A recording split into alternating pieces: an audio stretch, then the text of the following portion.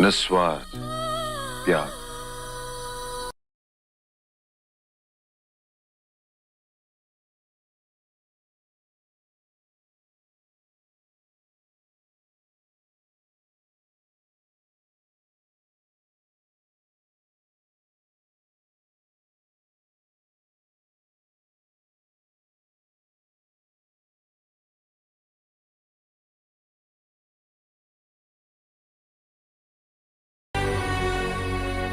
और अपने मृत्यु से ऐसी रिक्तता उत्पन्न कर दी जिसकी पूर्णता केवल मेरे मृत्यु के पश्चात ही संभव है।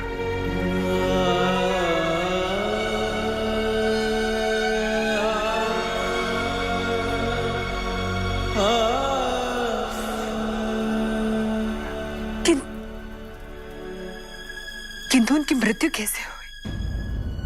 आप मेरे साथ चलिए सम्राट। शत्रपु ने बगावत कर दी है, सारा भगत जल रहा है और अपने सम्राट का मुंतजिर है। आपकी प्रजा को आपकी आवश्यकता है, अपना धर्म निभाइए। मैं तुम्हें वचन देता हूँ, अपना कर्तव्य संपूर्ण कर मैं तुम्हें लेने के लिए अवश्य लौटूंगा।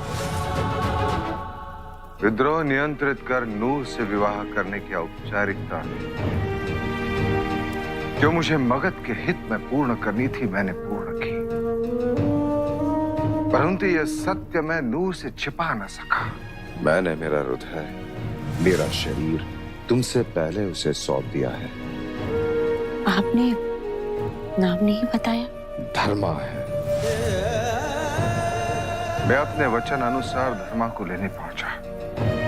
वहां मुझे ज्ञात हुआ कि कुछ ही दिन पूर्व एक दुर्घटना में उसकी कुटीर भस्म हो गई। मैंने उसे ढूंढने का बहुत प्रयास किया, परंतु किसी को भी उसके जीवित रहने का प्रमाण प्राप्त नहीं हुआ। सभी का यही कहना था कि धर्मा मृत्यु को प्राप्त हो गई।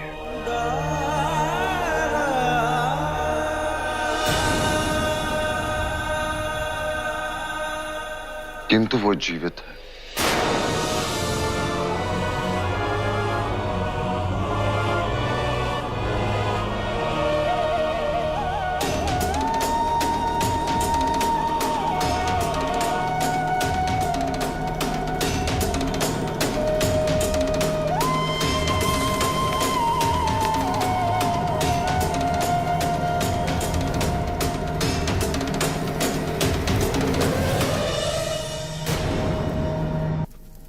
जीवित है और इस समय भी मेरे साथ है।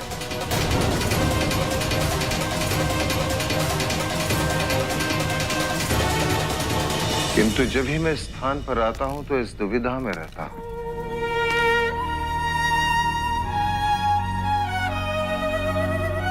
कि ईश्वर के प्रति अपनी कृतज्ञता व्यक्त करूं कि उन्होंने धर्मा के सानिध्य का आशीर्वाद दिया, या उल्हाना दूं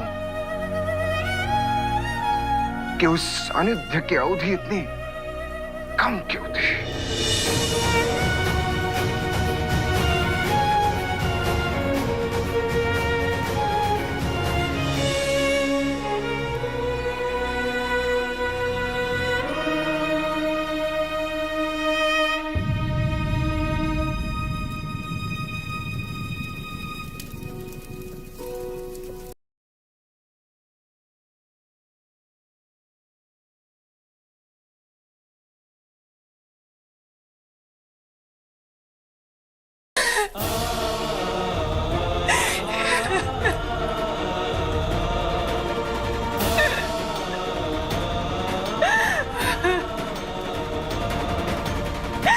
वर्षों में सत्य से अलग किया, उन्हें मेरे और मेरे पुत्रों के दुखों के लिए दोषी मानती रही, किंतु आज सत्य स्पष्ट हो जाने पर भी मैं उनकी पीड़ा कम करने के लिए कुछ नहीं कर पा रही हूँ।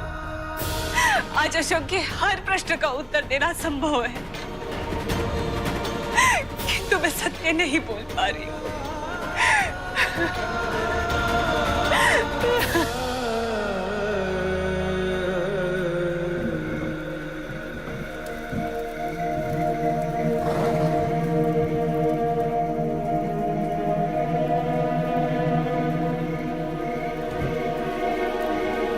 न्याय के लिए हृदय को कठोर बनाना पड़ता है, क्योंकि जिसे एक व्यक्ति न्याय समझता है उसे दूसरा व्यक्ति अन्याय समझता है। और जब भी मैंने सम्राट को ऐसी स्थिति में पाया है जहां वो पक्षपात कर सकते हैं, तो हाँ, उन्होंने पक्षपात किया है।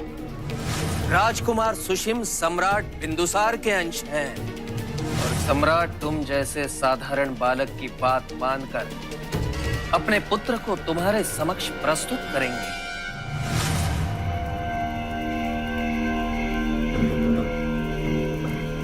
बाल गोविंद,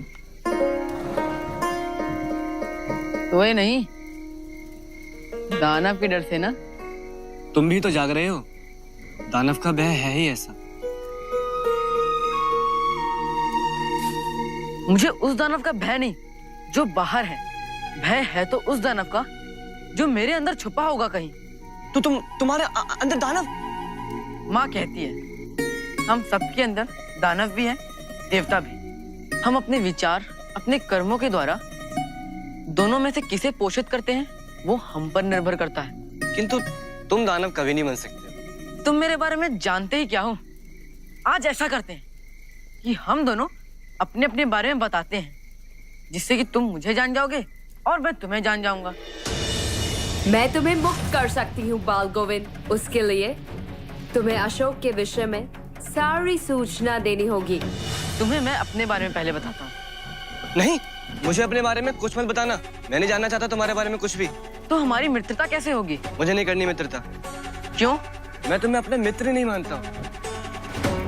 कहने का अर्थ है कि मैं तुम्हें अपना मित्र नहीं, अपना आदर्श मानने लगा। बिना कुछ जाने? आदर्श मानने के लिए जितना आवश्यक है मैं जानता हूँ तुम्हारे बारे में। तुम साहसी हो, तुम में दया है, चतुर भी हो, अपने से पहले औरों के बारे में सोचते हो, और फिर तुमने सत्य के लिए अपनी स्वतंत्रता का परित्याग किया है। कभी कभी मैं सोचता हूँ कि इतने अच्छे व्यक्ति से किसी को कोई समस्या कैसे हो सकती है। समस्या? मुझसे किसे समस्या होगी? अरे नहीं नहीं, कहने का अर्थ है तुम जैसे व्यक्ति से किसी को कोई समस्या कभी हो नहीं सकती। मैं सत्य कह रहा हूँ अशोक, तुम जैसे व्यक्ति की संगत पाना मेरा सौभाग्य है। सौभाग्य तो मेरा अच्छा है कि मुझे तुम्हारे जैसा सच्चा मित्र मिला, वे इस नगर में। चलो आप सो जाते हैं, कल से एक अत्यंत महत्वपूर्ण कार्य आरंभ करना है मुझे। कौन सा कार्य? ये पता करने का कि सम्राट न्याय में पक्षपात करते हैं या नहीं। क्यों? ये क्यों पता करना है?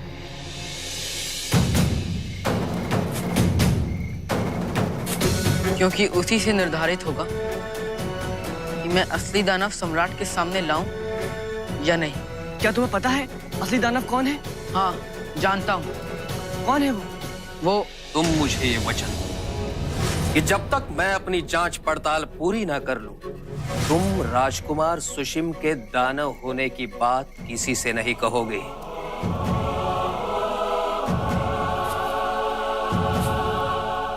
वचनबद्ध हूँ मित्र, किंतु शीघ्र ही सबको ज्ञात हो जाएगा।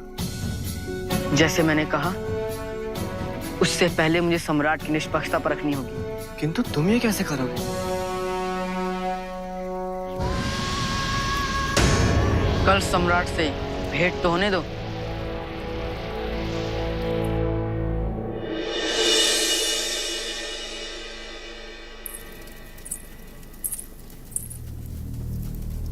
सम्राट,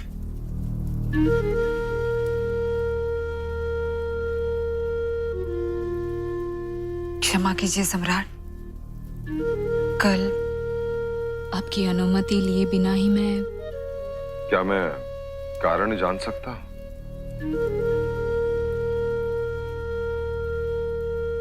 आपका दुख सुनकर मुझे अपने दुख छोटे लगने लगे। अभी तक मैं यही सोचती थी कि केवल मैंने ही खोया है, किंतु कल मुझे ज्ञात हुआ कि किसी की पुनः मिलने की कोई आशा ही न रहे। ऐसा खोना कितना कष्टपूर्ण होता है। क्या आपने जिसे खोया है वो जीवित है?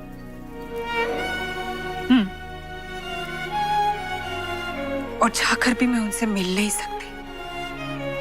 तो आपका दुख मेरे दुख से कहीं बड़ा है। मैं तो केवल कल्पना कर सकता हूं कि तुम्हारी क्या विवशता हो कि वो जीवित है परंतु तुम उसे मिल नहीं सकती। इस संबंध में यदि मैं तुम्हारी कुछ भी मदद कर सकूं तो निसंकोच कहना। मैं तुम दोनों को मिलाने का हर संभव प्रयास करूंगा।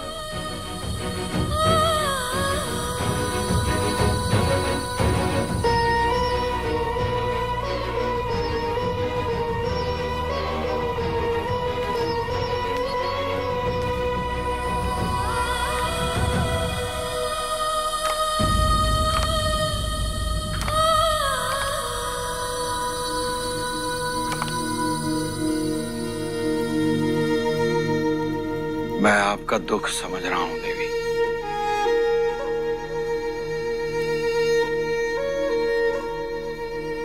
और मेरे कारण ही आपको और आपके पुत्र को ये कष्ट, ये दुख उठाना पड़ रहा है। इसलिए मैं आपसे क्षमा मांगता हूं। मैं नहीं जानता कल महाराज बिंदुसार को यह सत्य ज्ञात हो जाएगा तो वो मुझे क्षमा करेंगे या नहीं। किंतु देवी, इस महत् कार्य में मेरा सहकार्य कर आपने अद्वितीय कार्य किया है, इसलिए मैं आपका अत्यंत आभारी हूं। आज नहीं तो कल ये सत्य प्रकट हो ही जाएगा। किंतु मैं चिंतित केवल एक ही बात से हूं। इससे पूर्व रक्त को न पहचाने। सम्राट वनराज ने हमारे अश्व की अच्छी देखरेख की है और इसका प्रमाण यह है कि ये तुमसे कितना स्नेह करने लगा है, वो भी इतने शीघ्र। माँ कहती है, अपने कर्तव्य के प्रति पूरी तरह समर्पित हो जाओ, कुछ भी असंभव नहीं। ये लो एक पान।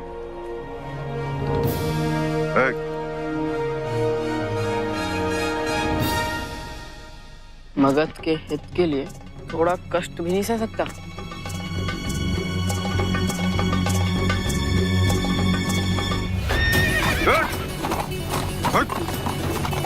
चलिए जाए सम्राट, 4-5 कष्ट लगाइए, अपने आप शांत हो जाएगा। रुकिए, मैं लगाता हूँ। चुप! मूर्ख हो गया तो? पशु के साथ कोई ऐसा व्यवहार करता है? इसे भी वेदना होती है। कभी देखा है मुझे इस पर ऐसा अत्याचार करते हुए? क्षमा करिए सम्राट, मैंने आपको तो नहीं देखा, किंतु राजकुमार सुशीम को देखा है। उनको तो आप कभी नहीं रोके। सुशीम ने यदि मेरे सामने ऐसा किया होता, तुम्हें तो केवल रोका है। उसे मैं स्वयं उसी समय दंडित करता इसी कोड़े से, ताकि उसे समझ आता कि पीड़ा क्या होती है। किंतु एक राजकुमार के साथ भी आप। नियम सबके लिए बराबर है और उनका पालन करना सबके लिए अनिवार्य है। एक राजकुमार होने के नाते सुशीम के लिए और भी महत्वपूर्ण है कि वो प्रजा के सन्मुख उचित आचरण का उदाहरण बने, और इस नियमों का उल्लंघन करने वाला चाहे कोई भी हो, मेरी दृष्टि में वो केवल एक अपराधी है। क्षमा करें सम्राट। तुमसे ऐसे व्यवहार की मैं अपेक्षा नहीं करता।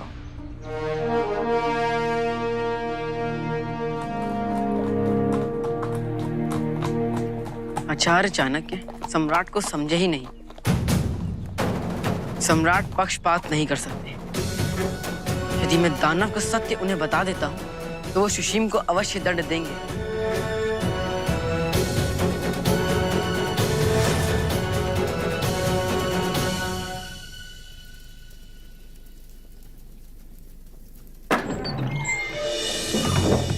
अशोक, अशोक आप यहाँ क्यों आए? आपके दर्शन पाने के लिए। किसी ने देख लिया तो? एक वीर पुत्र की माँ की बातों में वह शोभा नहीं देता। माँ, मुझे पता चल गया है कि दानव कौन है, और आज मैं उस दुष्ट दानव को सम्राट से दंड दिलवाऊंगा। इसीलिए मैं आपके पास आशीर्वाद लेने आया था। मेरा आशीर्वाद सदैव आपके साथ है।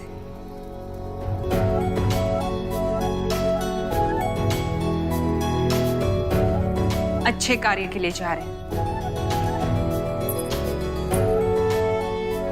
आपके प्रिय लड्डू तो खाते जाओ। ये लड्डू आपने बनाए हैं? तभी तो बोलूं, इतनी सुगंध कहाँ से आ रही थी।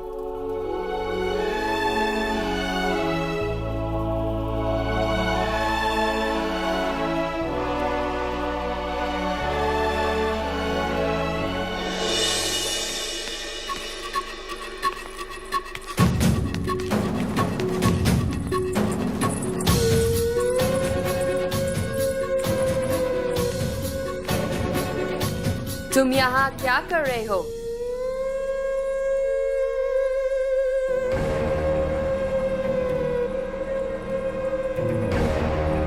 जी वो जो सम्राट का उपचार कर रही हैं, उन्होंने जब मेरा उपचार किया था तो उन्होंने कहा था कि मैं मीठे का सेवन ना करूं। और जहां इतने स्वादिष्ट लड्डू हो, वहां मीठे का सेवन कैसे कोई ना करे।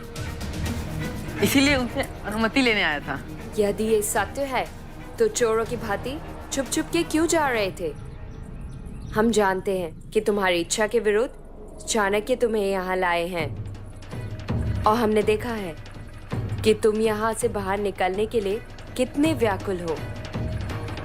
यदि तुम इतना बता सको कि चाणक्य तुम्हें किस प्रयोजन से लाए हैं, क्या क्या कहा उन्होंने तुमसे, इन प्रश्नों के उत्तर में तुम्हें 50 पंक्ति दे सकती हूँ मैं।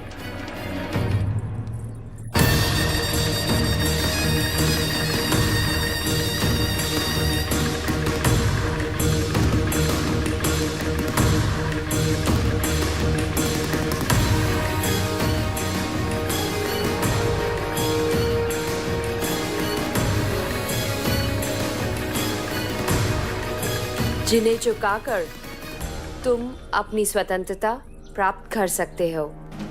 50 पन? सत्य? इसमें 50 से भी अधिक पन है। रख लो इसे।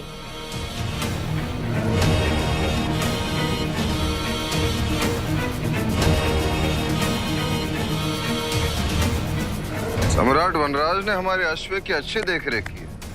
ये लो।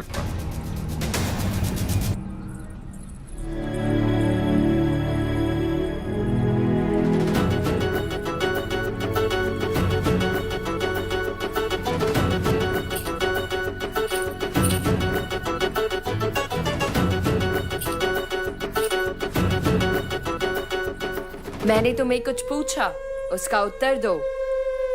आप जो ये 50 पर्ण दे रही हैं और ये 1 पर्ण जो मैंने अपने परिश्रम से अर्जित किया है, विचित्र है किंतु सत्य है। ये 1 पर्ण का मूल्य आपके इन 50 पर्ण से कई अधिक है।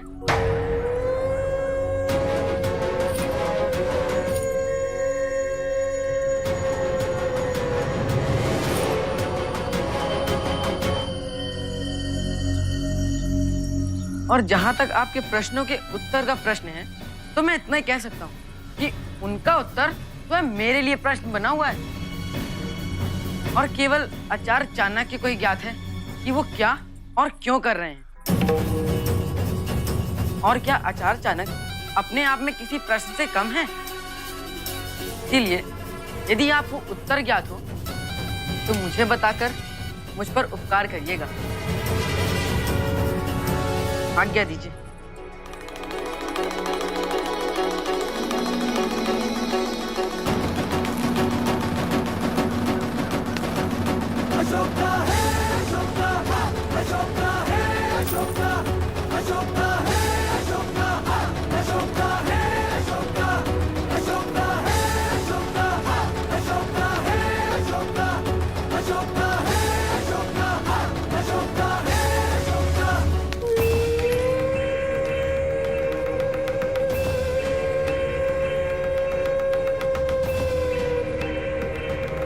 राजकुमार, आप कहाँ थे? मैं वन में था महामान। महामृत्युंजय जाप मध्य में छोड़ने का पश्चाताप करने हेतु। परंतु आपने मुझे किस लिए बुलाया?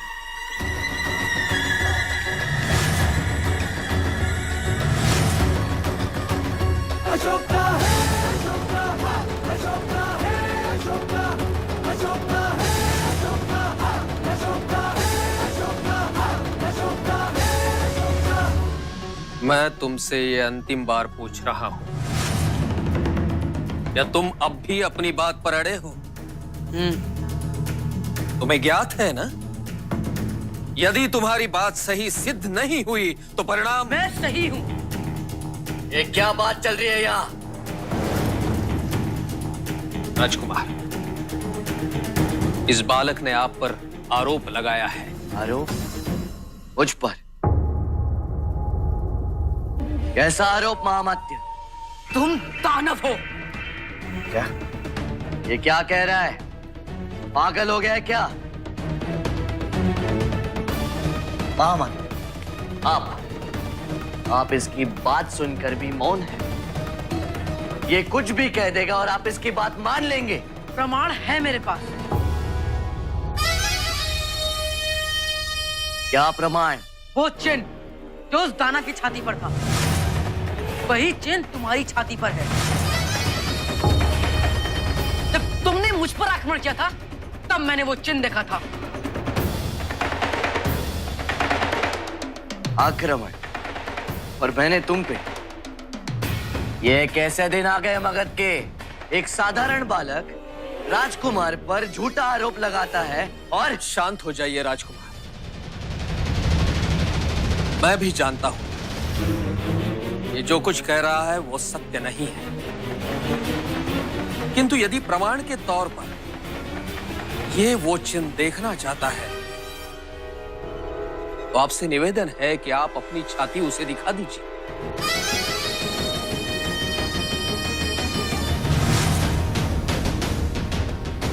महामात्य, आप जानते हैं ना कि आप मगध के होने वाले सम्राट का अपमान होने दे रहे हैं। नहीं नहीं राजकुमार, मैं कदापि आपका अपमान नहीं होने दूंगा, किंतु यहां बात न्याय की है और मगध के न्याय के सामने कोई बड़ा नहीं, कोई छोटा नहीं, सब एक समान है। आपसे निवेदन है कि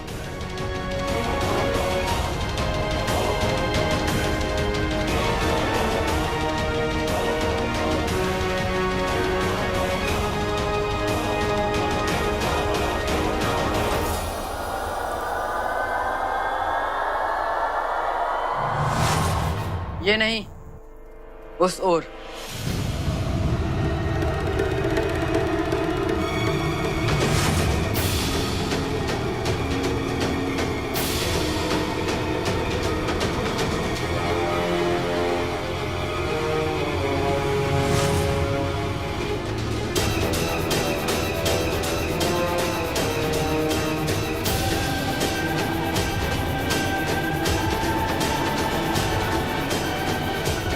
कैसे हो सकता है?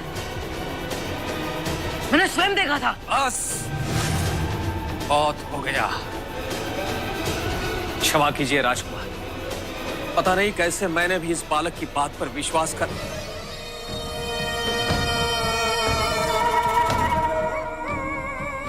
राजकुमार सुनिए तो।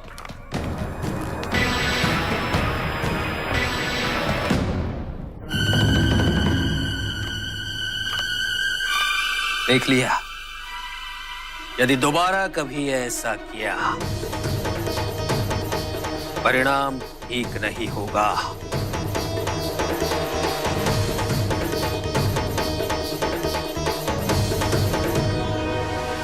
अशोक तो बहुत ही नेक और सुलझा हुआ बालक है राजमाता।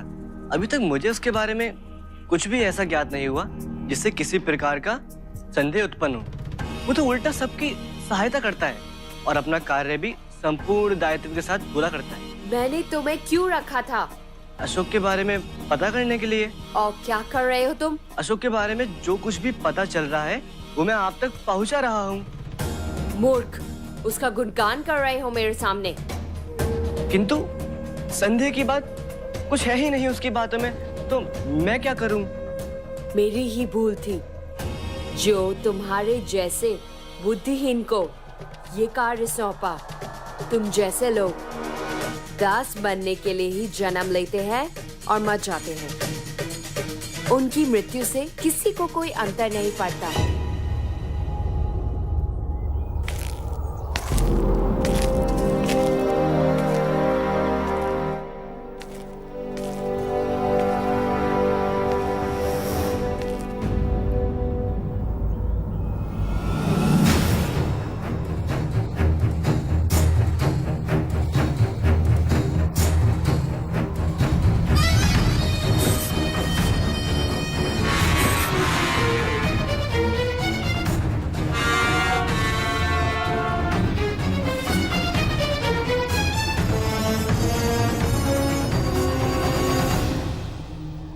दया आती है मुझे तुम जैसों पर। जो सब सत्य है तो जानते हैं, पर कुछ साबित नहीं कर सकते। अरे तुम हो कौन मेरे सामने? चिन्ह से प्रमाणित करना चाहते थे ना मुझे? चिन्ह तो मिटा दिया।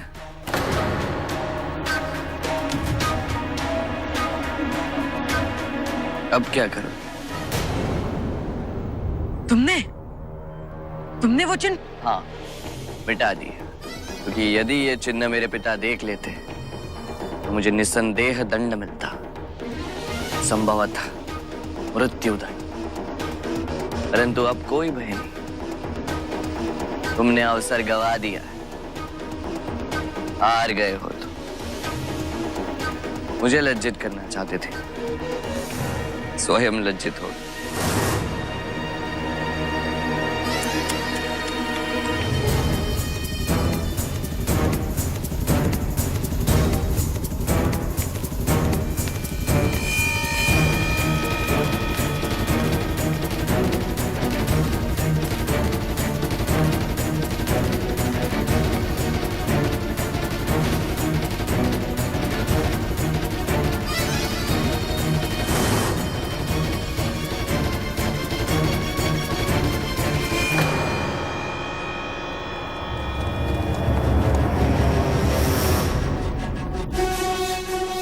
आचार्य चाणक्य ने सत्य कहा था, न्याय करने का अधिकार केवल सम्राट को है।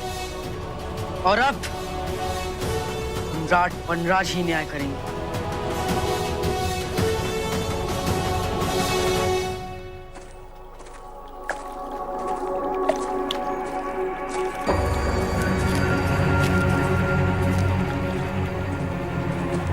क्या हुआ?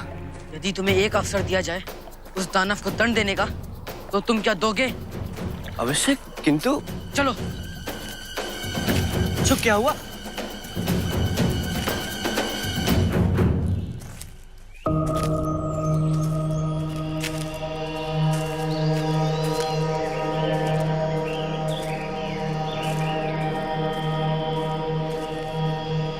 आज आखेट में बिल्कुल भी आनंद नहीं आ रहा।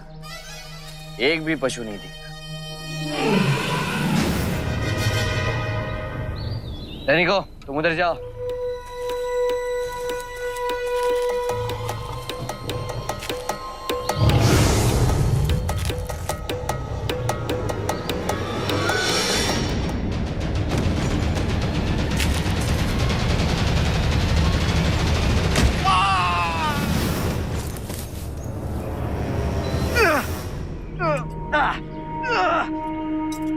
छोड़ दो मुझे।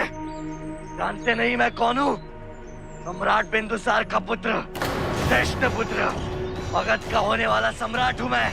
किसी को जीवित नहीं छोड़ूंगा। छोड़ दो मुझे। मेरे पिता को ज्ञात लग गया ना, किसी की खैर नहीं। छोड़ दो मुझे। सैनिकों, सैनिक। राजकुमार सुशिम, दानव? हाँ, क्या कह रहे हो?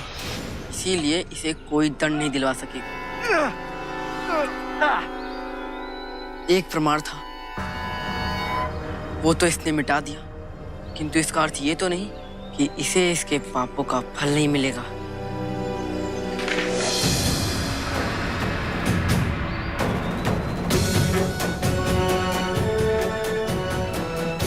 नहीं नहीं, मुझसे ये नहीं होगा। क्यों नहीं?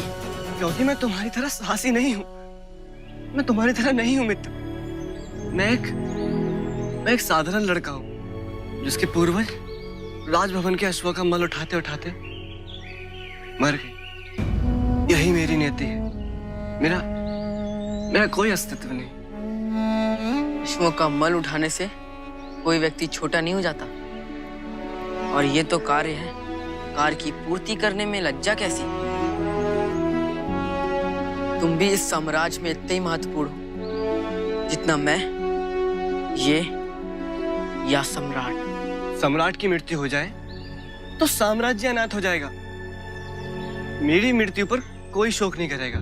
तुम्हारी मृत्यु से हमारी मित्रता अनाथ हो जाएगी, और ये मित्रता साम्राज्य से कई विशाल और महत्वपूर्ण है। समस्त साम्राज्य के बदले भी मैं तुम्हारी मित्रता का त्याग नहीं कर सकता। किंतु आज यदि तुमने इसे दंड देने का साहस नहीं जुटाया, तो आने वाले अनेक वर्षों तक इस साम्राज्य में अत्याचारी पनपते रहेंगे और हमारी बलि चढ़ती रहेगी। अब निर्णय तुम्हारा है।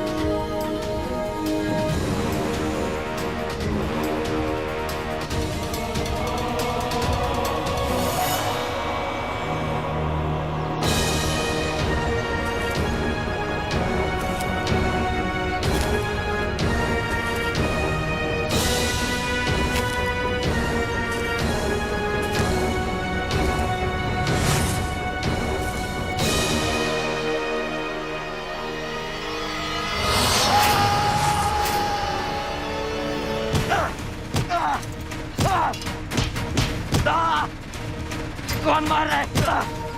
रुको, मत मारो। इतना धन चाहिए मैं दूंगा। क्षमा करो। माँ, मैंने अपना वचन निभाया कि मैं किसी पे हिंसा नहीं करूंगा, परंतु इसका अर्थ ये नहीं कि मैं असहाय पे अन्याय होने दूं।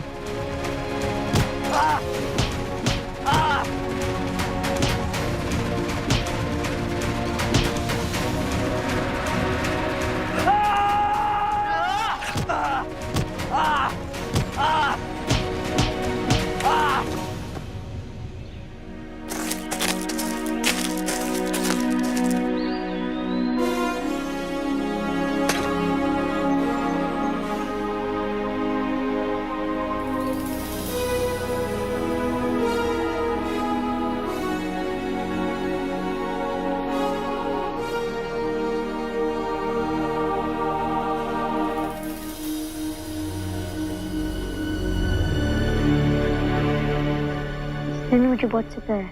क्या मैं भी?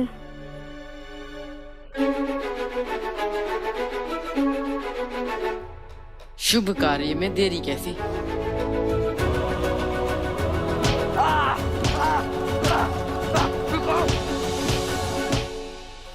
सम्राटों का सम्राट है, सम्राटों में विराट है। आ गया जग में सूरज बन के वो आया, ए वही मौर्य वंश का अंश अनोखा है, अशोका है, अशोका है, अशोका है, अशोका, अशोका है, अशोका, अशोका है, अशोका, अशोका है, अशोका, अशोका है, अशोका, अशोका है, अशोका, अशोका है, अशोका।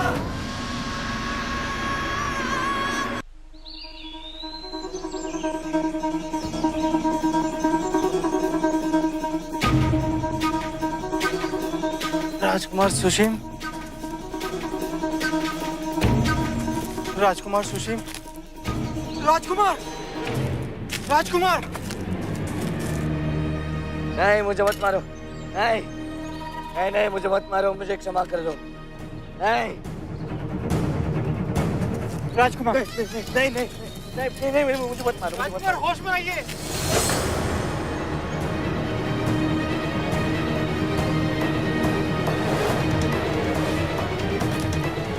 कौन थे वो? मैंने नहीं देखा राजकुमार। करने क्या आए थे मेरे साथ? रक्षा तो कर नहीं पाए, देखा भी नहीं कौन था। ये वन है राजकुमार, यहाँ कोई भी कभी भी कहीं से भी आ सकता है। तुरंत चलिए, सम्राट को सूचित करते हैं। क्या कहेंगे पिताजी से गधे? कोई आया और हमें इस प्रकार पीट कर चला गया और हम कुछ नहीं कर सके। कल का होने वाला सम्राट हूँ, क्या छवि बनेगी मेरी? प्रजा हंसेगी मुझ पे, उपहास करेगी मेरा। किंतु ये क्योटो के बारे में क्या बताएंगे?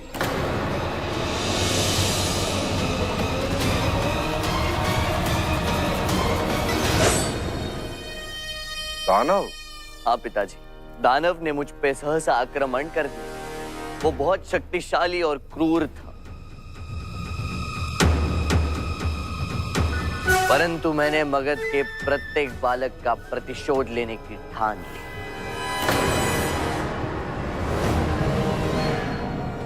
और प्रण लिया कि यदि मैं आज जीवित रहूं या नहीं, मैं लड़ूंगा। और मैं लड़ता रहा, अकेला।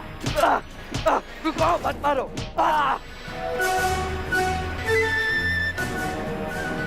और तुम क्या कर रहे थे?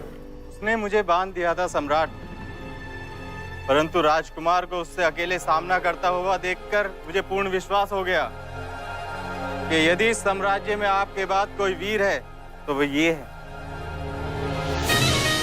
बताइए ना राजकुमार, आपने उसको कैसे मारा?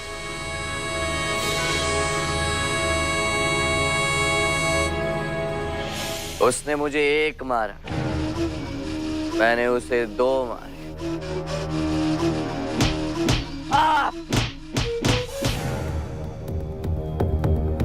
और अंततः वो इतना लहूलुहान हो गया कि स्वयं का रक्त देख के ही भयभीत होने लगा। पता है, कायर की तरह भाग गया। नहीं, नहीं, नहीं, नहीं, नहीं, नहीं, नहीं, मुझे मत मारो, मुझे मत मारो। होश में आइए। मैं उसे पकड़ लेता, परंतु मैं ही इतना आहत हो चुका था कि मैं पकड़ न पाया। पर मैंने उसे चेतावनी दी कि यदि पुनः पाटलिपुत्र की तरफ देखा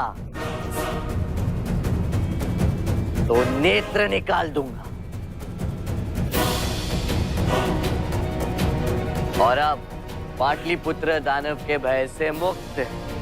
राजकुमार सुशीम की राजकुमार सुशीम की राजकुमार सुशीम की राजकुमार सुशीम की राजकुमार सुशीम की राजकुमार सुशीम की राजकुमार सुशीम की। आचार्य चाणक्य ने कहा था, न्याय देने का अधिकार सम्राट को होता है। आज सम्राट वनराज ने अपने इस अधिकार का प्रयोग कर एक दानव को उसके कर्मों का दंड दिया।